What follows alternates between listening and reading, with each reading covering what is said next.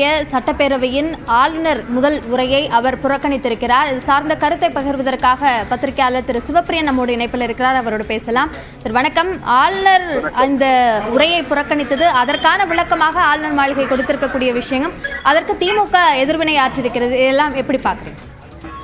இல்ல, அதாவது ஆளுநருக்கு சட்டசபையில் அவருடைய அதிகாரம் படிக்க வேண்டியது மட்டும்தான் அவருடைய கடமை.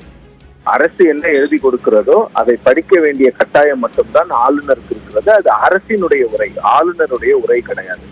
அந்த ரெண்டுத்துக்குமான வித்தியாசத்தையுமே இன்னும் ஆளுநர் அவர்கள் 3 வருடங்களாக புரிந்து கொள்ளவில்லை அப்படிங்கறது தான் நான் பார்க்கிறேன். அது அரசாங்கத்தால் கேபினெட் மீட்டிங்ல எழுதி கொடுக்கப்படுகின்ற உரையை படிக்க வேண்டிய கட்டாயம் கவர்னருக்கு இருக்கிறது. அதை அப்படியே படித்து விட்டுதான் செல்ல வேண்டுமே தவிர, அதை விட்டு தமிழ்நாடு சட்டமன்றத்தில் இருக்கக்கூடிய ஒரு மரபை மாற்ற சொல்லுவது ஆளுநருக்கு உரிமைக்கு அப்பாற்பட்ட ஒரு விஷயமாக தான் நான் பார்க்கிறேன். மற்ற மாநிலங்கள்ல தேசிய கீதம் முதலிலும் இசைக்கப்படும், முடிந்த பிறகும் இசைக்கப்படும் என்றால் அங்கே ஸ்டேட் ஆந்தம் அப்படிங்கிறது ஒன்று கிடையாது. ஆனால் தமிழ்நாட்டில் தமிழ்த்தாய் வாழ்த்து முதலிலும் சட்டமன்ற கூட்டத்தொடர் முடிந்த பிறகு, அதாவது ஆளுநர் தன்னுடைய உரையை முடித்த பிறகு தேசிய கீதம் இசைக்கப்படவும் தான் தமிழ்நாடு சட்டமன்றத்தினுடைய மரபாக இருக்கிறது. அந்த மரபை எப்படி மாற்ற முடியும் என்பதுதான் ஆளுநருக்கு அனைவரும் வைக்கக்கூடிய ஒரு கேள்வியாக இருக்கிறது.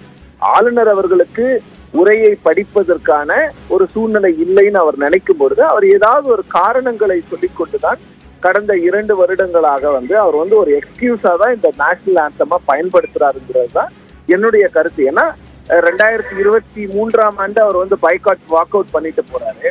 அதன் பிறகு 2024, 25 2 ஆண்டுகளுமே இதே நேஷனல் ஆந்தம் எக்ஸ்கியூஸை தான் சொல்றாரு. ஆனா அரசாங்கம் மரபை தான் கடைபிடிக்கிறாரு.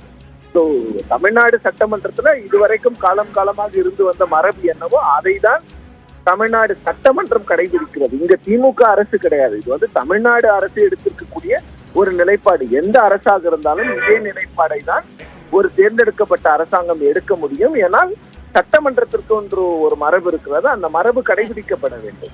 ஓகே, தமிழ்நாடு அரசனுடைய மரபை தான் பின்பற்றி இருக்கிறார்கள் என்ற கருத்தை பகிர்ந்திருக்கிறீர்கள். இணைப்பில் கருத்துக்களை பகிர்ந்து கொண்டமைக்கு நன்றி திரு சிவப்பிரியன்.